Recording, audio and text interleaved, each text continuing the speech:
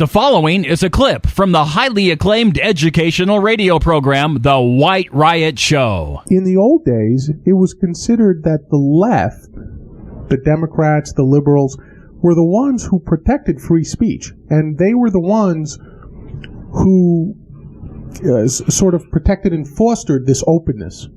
Yeah. So you have a lot of people who just normally associate that if I'm creative, if I'm someone who likes freedom of speech, I therefore must be a Democrat. I must be a liberal. Right. But what's flawed about that thinking, honestly, is that nowadays it's the opposite. It's the liberals who are really clamping down on free speech. Right? They're trying to N-word, C-word, R-word, L-word, right? Everything's B-word. Everything's a D, something dash word. Yeah, right? They're not saying the words. They're just giving you the first letter. Right. And then they're the ones who want to ban speech right now. So they want to ban hate speech. They want to ban bullying. They want to ban offensive speech. They want to ban hate speech. They want to ban anti-gay speech, right? It's the liberals who are doing this. It's not the conservatives. Excuse me. It's quite the turnaround. Yeah, and also, you know, they know what they're doing to some extent because look, nobody wants to be associated with you're defending language that's racist or so. You know, it puts you in a bad light too because even if you're standing on principle, you look like you're standing up for someone who's an asshole. Well, you sound like those skokie Nazis, you know. Basically exactly. Now, who wants to stick up for them? Right, but except of course you have to because people with minority point of views. Need the protections of the First Amendment more than the rest of us. Of course. Because it's easy for the rest of us to fit in because we're not nuts. Well, we always say that the First Amendment was never designed to protect popular speech. No, not at all. It's not a guarantee to speech that makes people feel good. It's just speech. You know? It's just any speech at all. And what's interesting about that is that right now it really is something that is the province of the left where they kind of have it both ways. In some ways, I kind of envy them. Why?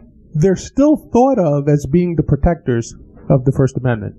I think de facto. In most people's minds, like if you ask the common person, somebody who's not politically savvy like ourselves, Judo, Larry M., if you said to them which party better protects free speech, most people will pick Democrats because they're just ingrained. Not to mention that universities kind of drill that into you because they're still controlled by the left, right?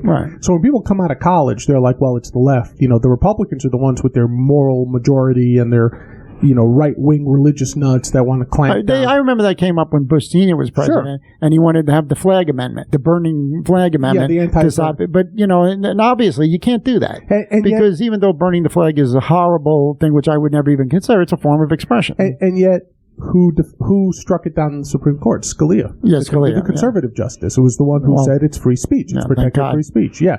So anyway, right now you have this weird case where, I think it's the right. Now, mind you, the right is still with their religion and all that, which, you know, is horrible. That's a problem. But at the same time, you know, you have to protect the rights of people to say retarded, to say nigger, to say gay and fag or whatever. Because these are nobody's saying that you feel good when you say these words.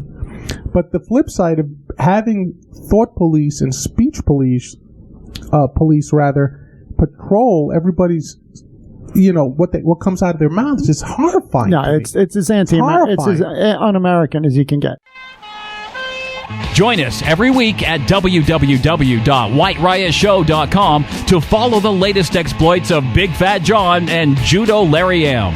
This is Mark, the man with the golden voice, and my testicles are killing me.